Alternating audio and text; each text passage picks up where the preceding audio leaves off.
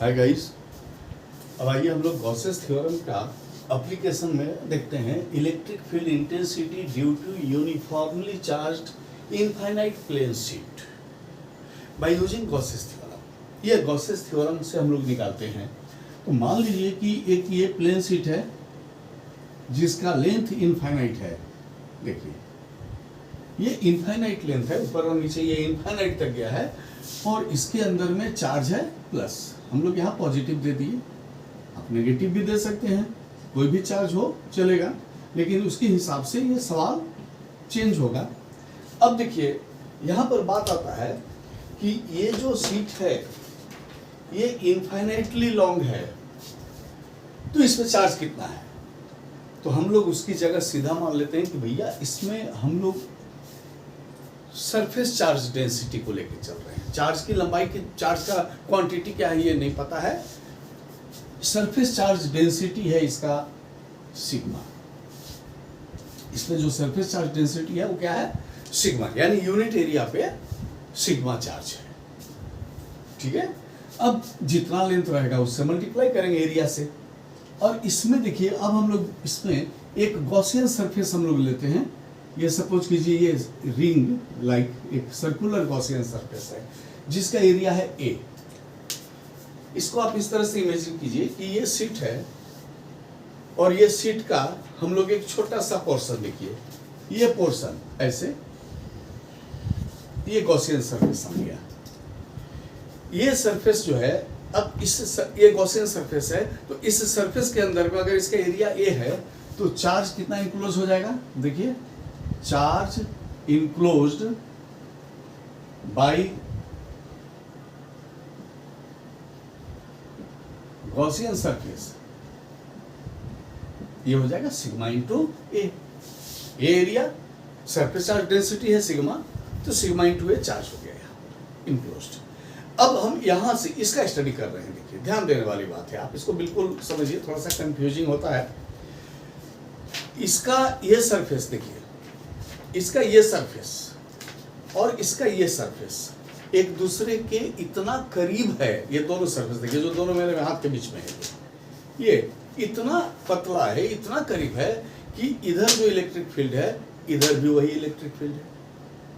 Electric field remains the same, यानी कि अगर प्लस है तो इधर से बाहर को निकलेगा और इधर से भी बाहर को जाएगा। इलेक्ट्रिक फील्ड प्लस है। दूसरी बात देखिए, अब अपने सुविधा के लिए हम लोग अपने स्टडी के लिए इस रिंग को अगर हम लोग इसको कट करें, तो अगर इसको कट करें तो ये रिंग हमको मिलेगा। इसको थोड़ा सा बड़ा करते हैं तो ये एरिया थोड़ा चौड़ा होगा, और बड़ा करेंगे तो ये एरिया और चौड़ा होगा। और ये फिर इस तरह से देखिए, ये इस तरह से एक पेन का स्ट्रक्चर, देखिए एक पेन का स्ट्रक्चर बन जाएगा और ये इस तरह से जाएगा। देखिए परपेंडिकुलरली, मतलब क्या, ये जो सरफेस है वो यहाँ चला आया, ये जो सरफेस है वो यहाँ चला आया, और ये जो थिकनेस है बीच का जो एकदम नेग्लिजिबल है उसको हम लोग बढ़ा लिए, वो यहाँ है और यहाँ है। ठीक है, यानी कि इसका गॉसियन सरफेस हम लोग परपेंडिकुलरली एक सिलेंडर बना दिए। इतना सा जो मेरा सरफेस था अभी ये सिलेंडर हो गया। देखिए कैसे आया, समझ में आ रहा है। ये सरफेस यहाँ है, ये सरफेस, और इधर का सरफेस ये टॉप पे है, और इसको हम लोग बढ़ा दिए। ये जो एरिया है ना, ये हमारा इधर भी आ गया और इधर भी आ गया। अब आइए हम लोग यहाँ बात करते हैं। देखिए यानी कि हमारा इस तरफ का एरिया ऐसे चला और इधर का एरिया ऐसे चला, ऐसे हो गया। ये गॉसियन सरफेस हो गया। ये गॉसियन सरफेस हम बढ़ा दिए। ये जो एरिया हमारा, ये थिकनेस ऑफ द पेपर है। अब इस प्लस के चलते देखिए इस रीजन में इलेक्ट्रिक फील्ड इधर को जाएगा, ई वेक्टर,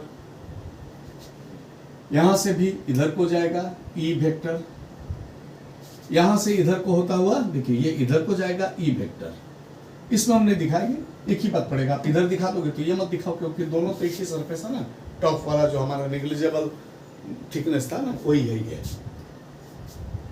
अब एरिया वेक्टर की बात करो। एरिया वेक्टर देखिए, यहां से एरिया वेक्टर इस ओर जाएगा डीएस वेक्टर, यहां से एरिया वेक्टर इस ओर जाएगा देखिए, और यहां से एरिया वेक्टर आउटवर्ड जाएगा इस ओर डीएस वेक्टर।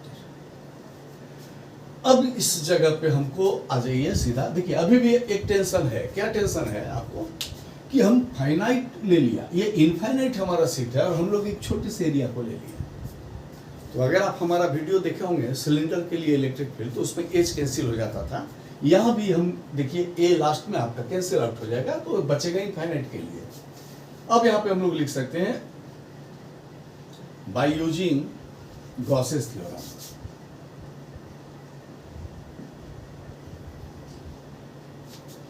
क्लोज्ड इंटीग्रेशन हम लोग किया, E vector dot ds vector is equal to 1 by epsilon naught into net charge enclosed within the surface that is sigma A. अब इस क्लोज वाले को देखिए, इसको 1 रीजन मान लो, इस पूरे को हम लोग रीजन 2 मान लो, और आप इसको मान लो रीजन 3। तो इस क्लोज को अगर हम लोग ओपन करें तो रीजन 1 में E vector dot ds vector, region 2 में E vector dot ds vector, plus region 3 में। अब यहाँ पर देखिए क्लोज हम लोग नहीं देंगे, क्लोज इंटीग्रेशन ओपन हो गया, एक ये सरफेस, एक इसका लेटरल सरफेस और एक ये सरफेस। तो 3 में E vector dot ds vector is equal to 1 by epsilon naught into sigma A. अब यहाँ पे बात करते हैं हम लोग 1 में ई ds cos 0, देखिए ई और ds एक ही डायरेक्शन में है।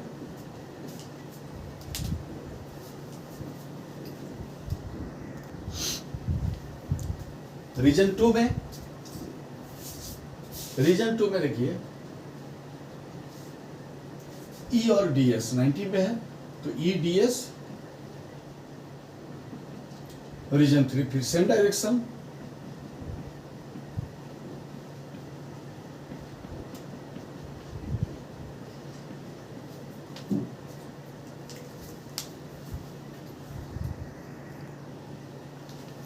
अब अगर हम लोग बात करें, देखिए ये जो है ये cos 01, तो ई 1 रीजन में ds, cos 90 0 खत्म, ई ds थर्ड का,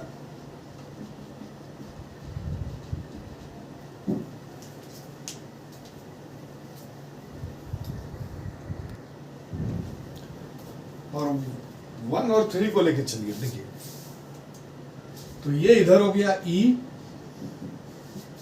ds का इंटीग्रेशन, पूरा एरिया हम लोग ये माने थे, तो ई ए प्लस 3 में भी 2 वाला तो ये खत्म हो गया था, E A is equal to 1 by epsilon naught into sigma A.